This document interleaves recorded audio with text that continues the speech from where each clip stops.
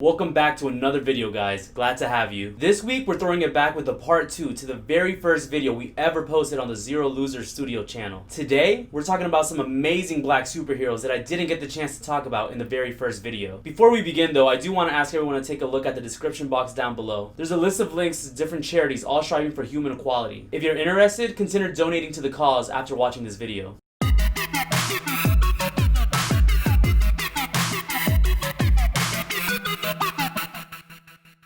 Now, let's start today's video strong with the hero that recently blew the internet by storm. And no, I'm not talking about Storm, it's Miles Morales. Along with the reveal of the PS5, Sony officially revealed a sequel to the critically acclaimed Marvel's Spider-Man that came out for the PS4 in 2018. The new game will be titled Marvel's Spider-Man Miles Morales and will give Peter Parker a much-needed break from the spotlight. Created in 2011 by Brian Michael Bendis and Sarah Pichelli, Miles Morales is a pretty new superhero. He initially debuted in Ultimate Fallout No. 4, which takes place in a parallel universe from the main Marvel universe, one in which Miles Morales continues the role of Spider-Man after his version of Peter Parker dies. He's an Afro-Latino high schooler just trying to balance his teenage life with his superhero duties, not unlike Peter Parker's formative years. Also like the original Spider-Man, Miles got his powers from a radioactive spider and shared a ton of the same abilities as Peter. Enhanced durability, agility, speed, and senses. The proportional strength of a spider, he can lift up to 10 tons. Unlike his predecessor though, Miles also has the bioelectrokinetic powers that give him the ability to stun his opponents and turn himself invisible to enemies. In late 2018, the world was given Spider-Man Into the Spider-Verse, a raging success that I'm willing to bet money most of you have already either seen or heard much about. It thrust Miles into the mainstream spotlight and proved to millions just how impactful diversity can be in something as simple as comic books. Even if you're not into superheroes or comic books, give this beautifully made movie a try and see for yourself how much potential this character holds. Not surprisingly, Spider-Man has had a huge impact on all media, and that includes rival comic book companies. Having come out in 1993 and published by DC Comics, Virgil Hawkins, better known as Static, was largely influenced by Peter Parker's Spider-Man. The teenager got his powers and in turn his metahuman status from an accident involving a radioactive chemical introduced in the middle of a gang turf war. The 15-year-old Virgil finds himself able to control and create electromagnetism,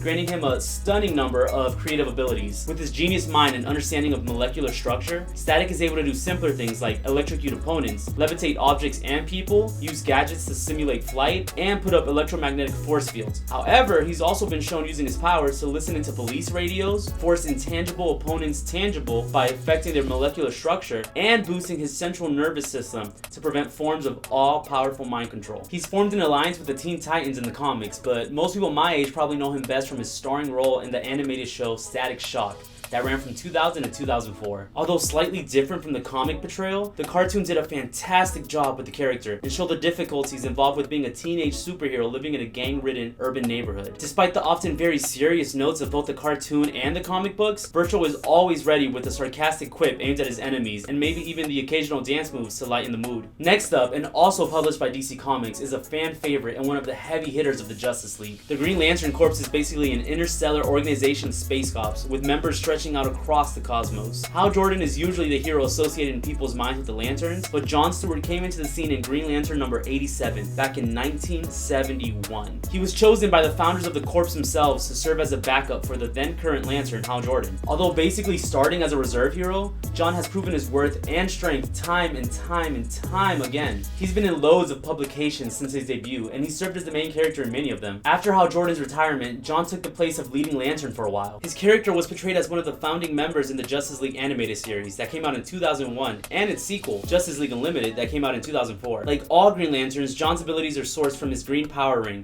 and are powered by his mind and will. With the ring, he's able to fly, travel through space at insanely fast speeds, and he even has the ability to translate any language in real time, meaning he can understand and speak alien languages. Most Lanterns use their rings offensively by creating hard light constructs. The limit of this ability is determined solely by willpower and imagination, meaning a Lantern's personality has a huge effect on what they create and how effective it is. As an architect in his day job, John is known for creating impressive, solid constructs that many of his allies aren't able to. His background was retconned in the animated series from an architect to an ex-US Marine. Later comics having come out since the show have supported the new background for the character. His true limit is up for debate just like most Lanterns, but he's undoubtedly strong enough to put some fear into his enemies and then some. And that is gonna wrap up this week's video. What do you guys think of the new additions to the roster of heroes? Did I miss any of your favorite black heroes? If so, maybe I mentioned them already in my previous video. Give that video a watch if you want to hear about some other fan favorites like Storm and Black Panther. Also guys, please don't forget about the links set up in the description box. Charities like these are always grateful for any and all donations. Thank you guys so much for watching, and let me know what you guys think about the new Spider-Man game, the new PS5 design, or